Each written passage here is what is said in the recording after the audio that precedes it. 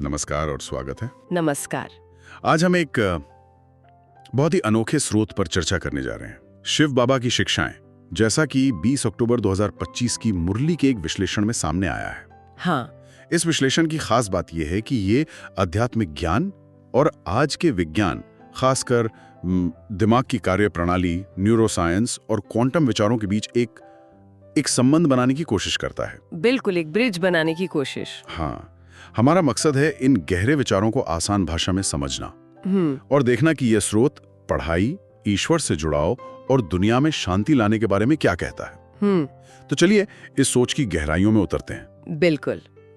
जैसा आपने कहा, ये स्रोत हजारों साल पुरानी समझ और आज की समकालीन वैज्ञानिक सोच के बीच एक पुल बनाने का प्रयास करता है। हाँ, तो आज हम कुछ मुख्य बातों पर ध्यान देंगे, जैसे पढ़ाई में गहरी दिलचस्पी क्यों जरूरी है। रुचि है ना? हाँ, रुचि।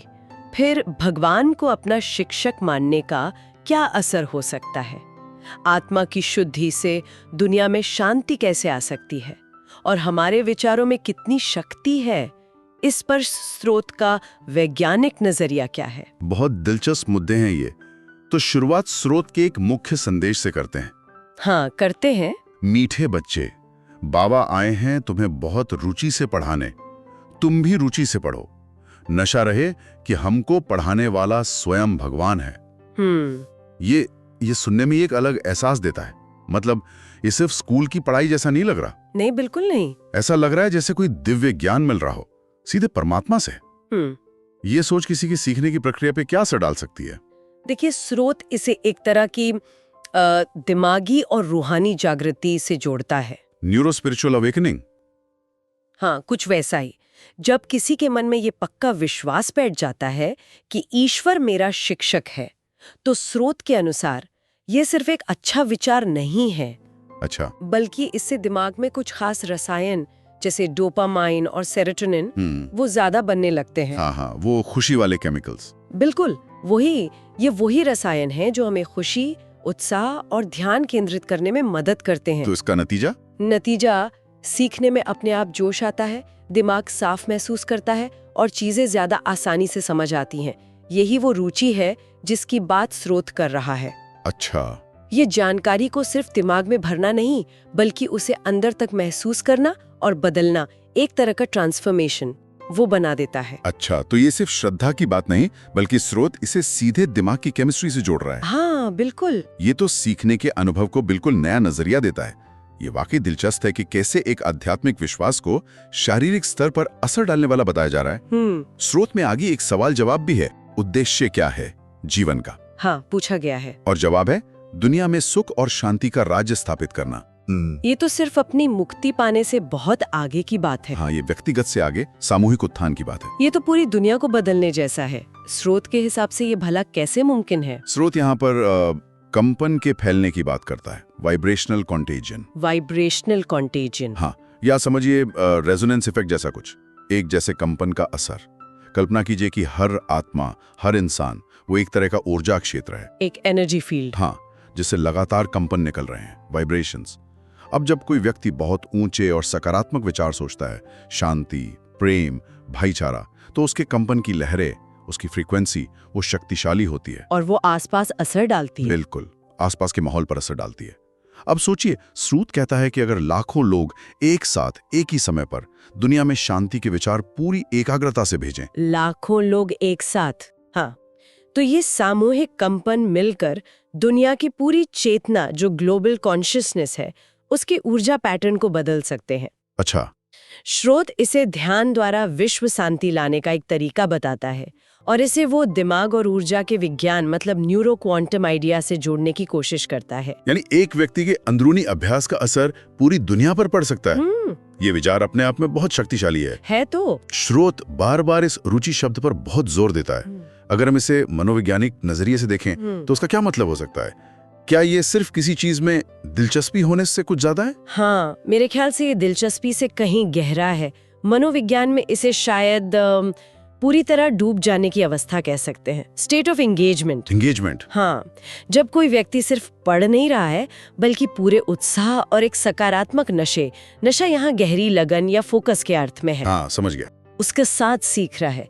तो जैसा हमने पहले बात की, दिमाग के वो रिवॉर्ड सर्किट्स, डोपामाइन वाले, वो सक्रिय हो जाते हैं, एक्टिवेट हो जाते हैं। हाँ, स्रोत के अनुसार इससे ना सिर्फ याद रखने की ताकत, मतलब रिटेंशन बढ़ती है, बल्कि अचानक से नए विचार या समाधान, यानी क्रिएटिव इंसाइट, हाँ, वो भी आ सकते हैं। वाह। और अगर आध्यात्मिक नजरिए से देखें तो स्रोत इसे ईश्वर के साथ एक गहरा प्यार भरा रिश्ता, मतलब एक लवफुल कनेक्शन कहता है। एक प्रेम पूर्ण जुड़ाव। हाँ बिल्कुल, और इससे मानो अंदर के ऊर्जा के रास्ते वो साफ हो जाते हैं, चैनल क्लीन हो जाता है ऐसा। हाँ कह सकते हैं, और व्यक्ति परमात्मा से आने वाले सकारात्मक कंपनों को ज्यादा अच्छी तरह ग्रहण कर पाता है।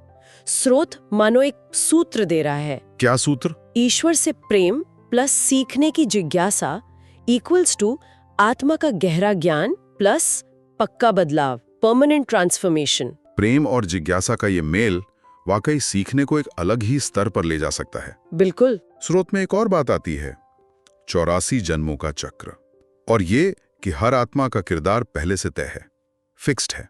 हाँ, ये भी एक महत्वपूर्ण बिंदु है। क्या इसके लिए भी स्रोत कोई वैज्ञानिक मिसाल या तुलना देता है, कुछ साइंटिफिक पैरेलल? हाँ, यहाँ स्रोत एक दिलचस्प तुलना करता है। वो आत्मा के इस 84 जन्मों के सफर की तुलना ब्रह्मांड की एक ऐसी व्यवस्था से करता है जो लगातार घूमती रहती है, एक चक्र की तरह, cyclic energy system. Cyclic energy system जैसे विज्ञान में हम पढ़ते हैं कि ऊर्जा कभी खत्म नहीं होती है ना, सिर्फ अपना रूप बदलती है। ऊर्जा संरक्षण का नियम, law of conservation of energy. हाँ, बस वैसे ही स्रोत कहता है कि आत्मा का वजूद कभी खत्म नहीं होता, बस वो इस दुनिया के नाटक में अलग अलग किरदार निभाती है, भूमिकाएं बदलती हैं। अच्छा, इसे ऐसे भी समझ सकते हैं जैसे कोई बहुत बड़ा कंप्यूटर प्रोग्राम या सिमुलेशन हो जो बार बार चलता है, एक क्लोज्ड लूप कॉस्मिक सिमुलेशन जैसा। Closed loop simulation. हाँ, और हर आत्मा अपने तयशुदा ऊर्जा पैटर्न के साथ इसमें आती है और अपना पार्ट निभाकर चली जाती है। यहाँ एक खास बात है, स्रोत कहता है कि मोक्ष का मतलब इस चक्र से भाग जाना नहीं है। भागना नहीं है? नहीं, बल्कि इस चक्र को पूरी तरह होश में रहकर समझना और अनुभव करना है। ये तो पारंपरिक मोक्ष की धारणा से काफी अलग है, मतलब कि चक्र से छूटना ही लक्ष्य है। हाँ, ये अलग है। अगर स्रोत कहता है कि आत्मा का पार्ट तो पक्का है और मिट नहीं सकता, तो फिर कोशिश किस बात की करनी है? लक्ष्य क्या होना चाहिए? स्रोत के मुताबिक लक्ष्य मोक्ष यानी चक्र से बाहर निकलना नहीं, बल्कि सद्गति पाना है। सद्गति, इसका क्या मतलब हुआ? सद्गति का मतलब है अपनी ऊर्जा को सही दिशा देना, अपनी सबसे अच्छी और ऊंची अवस्था को पाना। स्रोत समझाता है कि असल में मोक्ष कोई जगह नहीं है। जगह नहीं है तो क्या है? ये मन की एक स्थिति है, एक स्टेट ऑफ माइंड। इस स्थिति में दिमाग के वो हिस्से जो डर पैदा करते हैं, एमिगडाला, हाँ, फियर सेंटर, और वो हिस्सा जो पुरानी बातों में उलझाए रखता है, हिपोकैम्पस, वो शांत हो जाते हैं। अच्छा, तब आत्मा अपने असली स्वभाव यानी शांति और पवित्रता में स्थित हो जाती है, उसी फ्रीक्वेंसी पे कंपन करती है, अपने ओरिजिनल फ्रीक्वेंसी पे। बिल्कुल। तो लक्ष्य चक्र से भागना नहीं, बल्कि चक्र में रहते हुए ही अपनी सबसे पवित्र और शक्तिशाली अवस्था को अनुभव करना है, सद्गति पाना है। ठीक है, तो लक्ष्य है अंदरूनी अवस्था का बदलाव, ना कि कहीं चले जाना। ये स्पष्ट हुआ। अब बात करते हैं सेवा की। स्रोत कहता है कि असली सेवा सिर्फ बातों या कामों से नहीं होती, नहीं, बल्कि अपने अंदर के कंपनों से होती है, वाइब्रेशन से। ऐसी सेवा जिससे भारत और पूरी दुनिया का भला हो। ये कैसे काम करता है स्रोत के अनुसार? स्रोत यहाँ फिर आप कह सकते हैं न्यूरो साइंस और बायोफिजिक्स का सहारा लेता है। अच्छा, कैसे? जब हम दूसरों के भले के लिए सोचते हैं, जैसे मन में ये संकल्प करते हैं कि सभी आत्माएं शांत हो जाएं, तो स्रोत के अनुसार हमारे दिमाग में कुछ खास कोशिकाएं, मिरर न्यूरॉन्स, हाँ, सहानुभूति वाली कोशिकाएं, हाँ वही, वो सक्रिय होती हैं जो हमें दूसरों का दर्द या खुशी महसूस करने में मदद करती हैं, सहानुभूति जगाती हैं। इससे दिल की धड़कन में एक खास तरह की स्थिरता और शांति आती है, जिसे हार्ट कोहेरेंस कहते हैं। Heart coherence? हाँ, और स्रोत ये भी बताता है कि इस अवस्था में शरीर के चारों ओर एक मजबूत बिजली और चुंबक जैसा क्षेत्र बनता है, इलेक्ट्रोमैग्नेटिक फील्ड, EMF। शरीर का अपना EMF? हाँ, जो स्रोत के अनुसार 3-4 मीटर तक फैल सकता है। इतना बड़ा? हाँ, स्रोत इसे मनसा सेवा यानी मन से की गई सेवा का वैज्ञानिक आधार बताता है। उनका कहना है कि हमारे विचार सिर्फ ख्याल नहीं बल्कि एक तरह की ऊर्जा है जिन्हें मापा जा सकता है। Thoughts are measurable energy fields. हमारे विचार मापने योग्य ऊर्जा क्षेत्र हैं। ये विचार तो काफी क्रांतिकारी लगता है तो इसका मतलब तो ये हुआ कि हम जो सोचते हैं उसका सीधा असर हमारे आसपास के माहौल पर पड़ सकता है, चाहे हमें पता हो या ना हो। स्रोत तो यही इशारा कर रहा है। स्रोत में शुद्ध भावना का भी जिक्र आता है। कहा गया है, तुम्हारी शुद्ध भावना है श्रीमत पर सारे विश्व की सद्गति करना। इस शुद्ध भावना का, इसका वैज्ञानिक मतलब क्या बताया गया है? स्रोत के नजरिए से शुद्ध भावना का मतलब है ऐसे विचार जिनमें अपना कोई स्वार्थ ना हो, कोई अहंकार ना हो और बदले में कुछ पाने की उम्मीद ना हो, बिल्कुल निस्वार्थ। Selfless intention. हाँ, जब हमारे विचार इतने निर्मल होते हैं तो स्रोत कहता है कि उनकी कंपन की गति, उनकी फ्रीक्वेंसी वो बहुत तेज और शक्तिशाली होती है। High frequency. हाँ, स्रोत इसे दिमागी तरंगों, ब्रेन वेव्स की गामा रेंज से जोड़ता है, लगभग 40 से 100 हर्ट्ज, जिसे बहुत ऊंची एकाग्रता और चेतना की अवस्था से जोड़ा जाता है। गामा वेव्स, ये तो मेडिटेशन वगैरह में भी आती हैं शायद। हाँ बिल्कुल। माना जाता है कि ऐसी ऊंची फ्रीक्वेंसी वाली तरंगें सामूहिक ऊर्जा क्षेत्र को उसे साफ और सकारात्मक बना सकती हैं, प्यूरिफाई कर सकती हैं। हाँ, अच्छा। इस तरह हमारी शुद्ध भावना एक शक्तिशाली ऊर्जा भेजने वाले यंत्र, एक एनर्जी ट्रांसमीटर की तरह काम करती है जो दुनिया में सकारात्मकता फैलाती है। तो विचारों की शुद्धता का सीधा संबंध उनकी ऊर्जा और असर से है। ये बहुत महत्वपूर्ण बात है। बिल्कुल। स्रोत में एक और दिलचस्प बात कही गई है, पीस प्राइज यानी शांति पुरस्कार के बारे में। हाँ। कहा गया है कि नर्कवासी से स्वर्गवासी बनना ही असली प्राइज है। इसका क्या मतलब हुआ? क्या ये किसी बाहरी इनाम की बात हो रही है, कोई नोबेल प्राइज जैसा? नहीं, स्रोत इसे किसी बाहरी इनाम या मेडल की तरह नहीं देखता। तो फिर ये असल में अंदरूनी बदलाव की बात है, हमारी ऊर्जा के स्तर में बदलाव, एक internal frequency shift. Frequency shift मतलब एक ऐसी अवस्था है जहां हम डर, लालच, गुस्सा जैसी नीचे ले जाने वाली भावनाओं, लो वाइब्रेशंस, उनसे ऊपर उठकर शांति, पवित्रता, प्रेम जैसी ऊंची और सकारात्मक अवस्थाओं, हाई वाइब्रेशंस, उनमें टिक जाते हैं। अच्छा, अपनी वाइब्रेशन को ऊपर उठाना। हाँ, स्रोत इसे दिमाग की एक खास स्थिति से भी जोड़ता है जहां दिमाग की अलग अलग तरंगें जैसे थीटा और गामा तरंगें वो एक साथ तालमेल में काम करती हैं। Theta gamma harmony. माना जाता है कि इस स्थिति में व्यक्ति हमेशा शांत और जागरूक रहने की अवस्था में पहुंच जाता है। Permanent peaceful awareness. वाह, यही है असली पीस प्राइज। एक ऐसा मन जो हमेशा स्थिर, शुद्ध और शांत रहे। बाहरी दुनिया में शांति लाने से पहले अपने अंदर शांति पाना ही सबसे बड़ा इनाम है। अंदरूनी शांति ही असली पुरस्कार है। ये बात सोचने जैसी है, वाकई।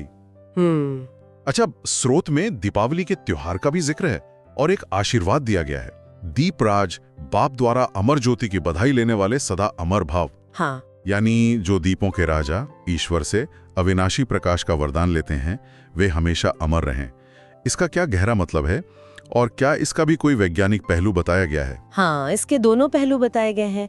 प्रतीकात्मक रूप से देखें, सिंबॉलिकली। हाँ, स्रोत कहता है कि दीपक हमारी आत्मा की रोशनी है, हमारी चेतना का प्रतीक, और दीपराज यानी दीपकों का राजा वो शिव बाबा या परमात्मा को कहा गया है। ठीक है।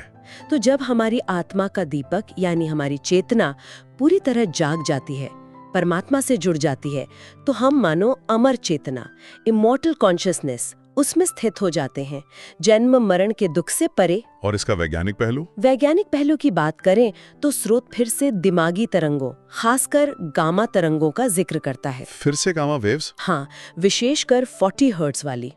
कुछ वैज्ञानिक इन तरंगों को चेतना की रोशनी भी कहते हैं, लाइट्स ऑफ कॉन्शियसनेस, क्योंकि ये तब ज्यादा सक्रिय होती हैं जब हम बहुत ज्यादा एकाग्र या जागरूक होते हैं। अच्छा। स्रोत का मानना है कि जब आत्मा पूरी तरह परमात्मा की याद में रहती है तो दिमाग से एक खास तरह की बहुत स्थिर और शक्तिशाली प्रकाश ऊर्जा निकल सकती है, कोहेरेंट लाइट फ्रीक्वेंसी। दिमाग से प्रकाश ऊर्जा? हाँ, इसे ही अमर ज्योति का एक न्यूरो लाइट रिप्रेजेंटेशन माना गया है। ये तो प्रतीक और विज्ञान का बहुत गहरा संगम लगता है। अद्भुत है तो। स्रोत में मनसा द्वारा यानी मन की शक्ति से योग की शक्तियों का इस्तेमाल करने का भी इशारा है। हाँ, मनसा योग। ये विचार दूसरों तक कैसे पहुंच सकते हैं? क्या इसका भी कोई वैज्ञानिक आधार बताया गया है? जैसे वो वाइब्रेशंस वाली बात थी। हाँ, कुछ वैसा ही। स्रोत विचारों को बिजली और चुंबक की तरंगों जैसा बताता है, इलेक्ट्रोमैग्नेटिक इम्पल्सेस। जब इन विचारों को बहुत शुद्ध इरादे और गहरे मानसिक सन्नाटे मतलब डीप साइलेंस के साथ जोड़ा जाता है, तो स्रोत का दावा है कि ये विचार प्रकाश की गति से भी तेज यात्रा कर सकते हैं। प्रकाश से भी तेज? हाँ, जैसे आजकल की वायरलेस तकनीक से भी ज्यादा तेजी से।